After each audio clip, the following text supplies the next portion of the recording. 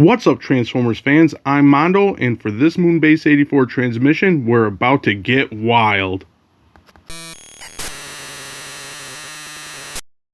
Lame intros aside, today we are indeed talking Transformers Wild King. First, quickly, in case some of you don't know what Wild King is, I'll fill you in just a little bit. Basically, Wild King is Japan's Cyberworld type line that we have going on here in the US. Both Cyberworld and Wild King are a toy line with an accompanying show on YouTube that have short run times per episode aimed at kids. So the execution of bringing out the lines by both Takara and Hasbro are very similar, but that's where the similarities end because Wild King itself is a totally different animal. See what I did there? I'll stop now. Okay, back to Wild King and the recent announcement by Takara that both the show and the toys will continue in the form of Wild King W. This announcement gives Wild King something else in common with Cyberworld. When both series were first announced, we all assumed that both came from Hasbro and Takara rushing a line out due to the abrupt ending and failure of Transformers Earthspark. So basically a stopgap until they could develop a more traditional show and toy line. We now know that Cyberworld is getting a new season called Energon Surge, and of course Wild King lives on with Wild King W. So for seemingly two rushed lines just to have something out, both must be doing pretty well, and that's a good thing. I happen to enjoy both of them for different reasons. Currently, we don't know much about Wild King W the series, but Takara did reveal the next wave of toys coming out under the Wild King W banner.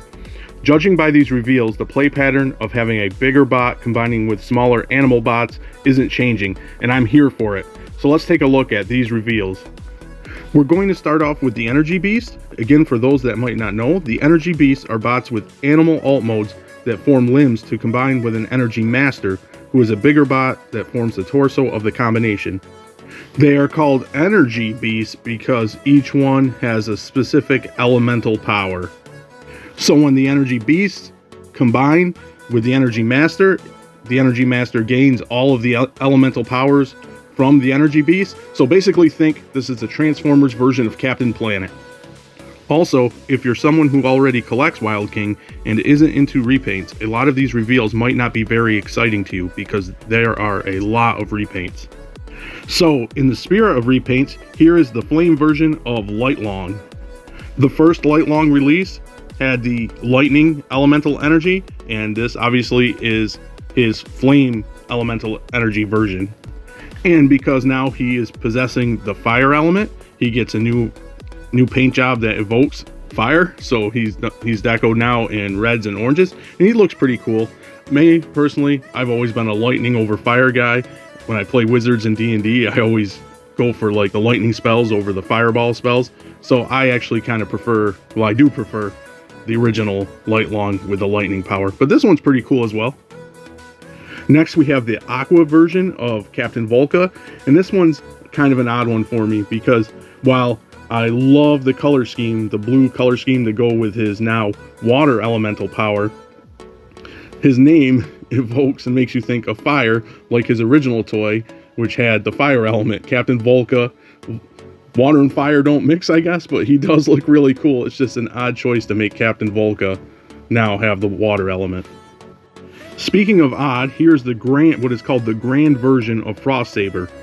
Frost Saber originally came with the black redeco of Megatron in Wild King, and he was blue and black, and definitely evoked the name Frost Saber. He looked like something that'd be called Frost Saber. This one, he does retain the blue, long teeth, but still very weird. Also, I admit I don't know what the grand version is or what that references, because here in the US, Takara has region locked the Wild King show, so I was only able to watch up to episode 9, and that was to prevent YouTubers from taking the episodes and putting subtitles on them, which is a real shame. I wish Takara would just put the English subtitles on the original episodes on their channels so we here in the US can watch the show. So I don't know what the grand term really means in this context. I will say that I do definitely prefer his old deco of blacks and blues over this. Moving on, we have a new redeco of a character that has perhaps one of the strangest names ever in Transformers, Lava Mulator. Lava Mulator, it's even hard to say. He originally came out, I believe, having the fire element with the Nemesis Prime, Wild King Energy Master. But now here he is with a new deco because he is now a grass type. And now that makes me think of Pokemon. Are we going to talk about these guys in terms of Pokemon? He looks pretty good though. If you take the Energy Beast Thunderbeak, give him a slight retool and a new paint job, then you have Cobalt Wing, which looks really cool. I love this Pteranodon mode. And of course the colors, being a fan of blue, looking really cool in my opinion. And even though he's a retool, he is the first new character of this wave that we've checked out. I don't know who's in charge of naming characters over at Takara, but they come up with some weird ones. We already had the Lava Mulator, and now here we have Alacavice, I guess. It's very hard to just say or pronounce. I'm going with Alacavice. But what's really cool about him is not only is he a new character, he's also a hippo, which is really cool. We don't get many hippo Transformers, and I really dig the hippo and the colors. And being Alacavice and being his color scheme, I assume that he has the lightning power once again, which I've already established I really like.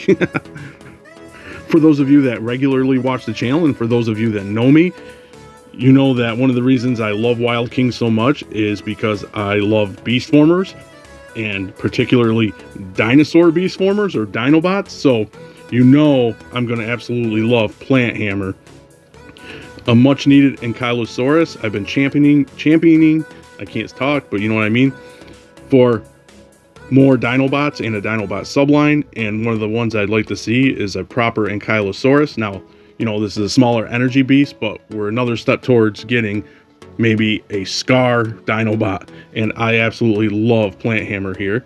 And plant's in his name, so obviously he's a grass type. And the last energy beast that was revealed is none other than Silvertail. Looks like he's sporting the water element, or he looks very more like an ice element, but ice obviously is water, so that fits.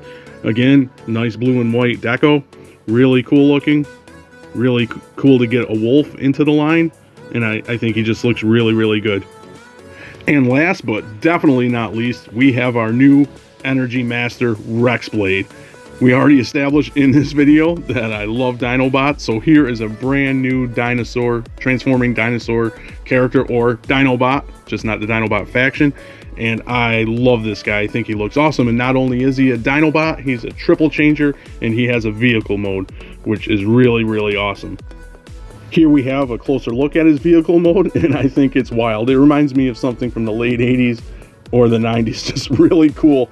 You can't get much cooler than a dinosaur car or truck or whatever this thing is. It's just wild, and I love it. And that's no pun intended with the wild. Robot mode is looking pretty cool. I will say that I think the dino head sticks out a bit too much, but that's being nitpicky. But to me, the vibe he gives off is more like the Zoids, Transformers Zoids crossover where we recently are getting, or is starting to hit. And either way, he's very anime looking, but still really, really cool, really nice robot mode. I'm really liking the T-Rex mode as well. Kind of reminds me of Armorsaurs, how they have the transforming dinos into vehicles. I love the big chunky tires on the legs. And also, once again, blue color scheme, to me, you can't go wrong. Just a really, really cool Energy Master reveal overall. Takara also wanted to make sure that we knew that Rexblade has ankle tilt.